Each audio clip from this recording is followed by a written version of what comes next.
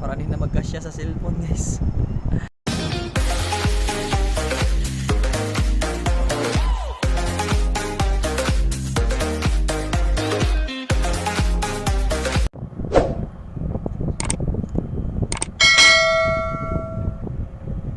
Ayan na po guys.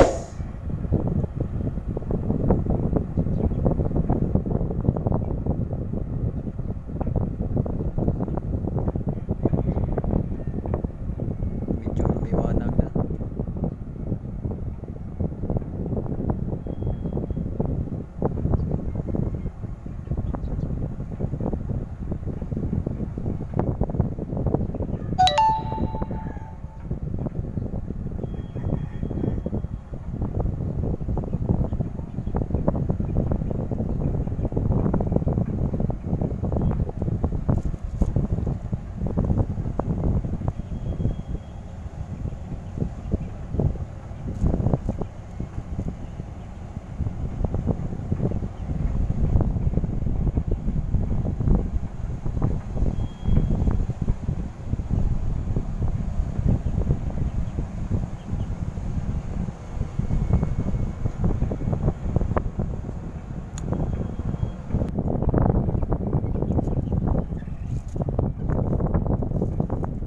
Tingnan natin kung anong gagawin nila.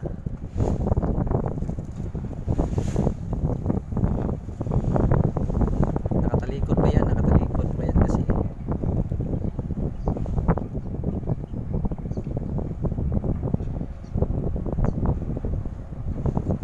baka hilahin nila yan papunta dito. Ito. Kasi masikip dyan eh. Sobrang sikip ng malapit lang sa gilid. Mahirap mag-maneuver ng ganitong lugar.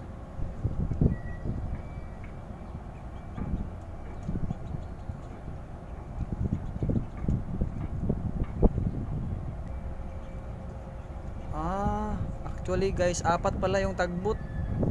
Tingnan nyo, apat. Yan, dalawa sa kabila, dalawa rin dito sa kabila. So ganun karami yung nag-assist para lang siya maka-pull out sa pantalan doon, no? Ang karga nitong barko na to is suya. Dinescharge nila dyan. Ganun kahirap guys mag-maneuver sa napakasikip na lugar. Apat, kailangan naka-apat na assist ka na tagbot. Hirap talaga, hirap. Lakas pa yung hangin, then yung current ng tubig malakas rin, kaya mahirap talaga. Nahirapan yung pilot mahirap naman talaga kasi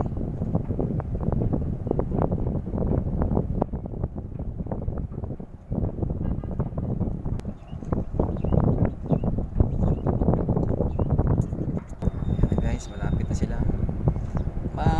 Maliit lang tingnan sa malayo, no?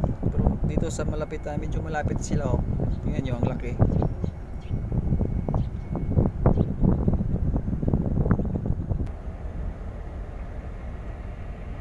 Yan na.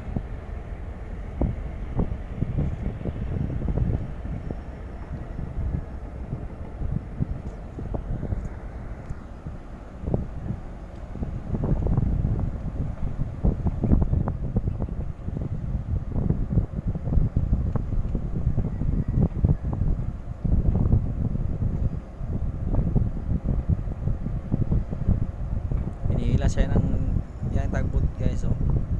Hinihila siya patras, yung iba naman yung dalawa, oh, nakasabay yung isa sa gilid, yung isa nakatulak yung isa, oh.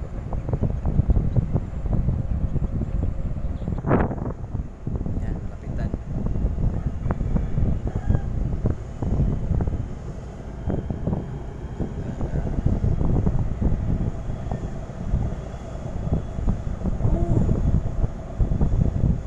Guys, napakalaki talaga, oh. Apat yung crane. Ilang hatch? 1, 2, 3, 4.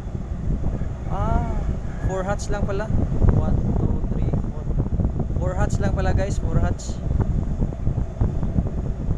Mukhang doon sila magano maneuver. Kasi malawak doon oh, malawak.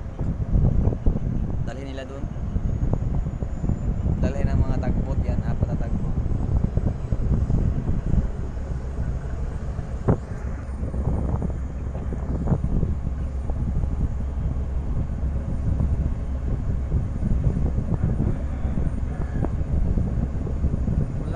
Malapit lang. Yung isa nakasabay na lang oh.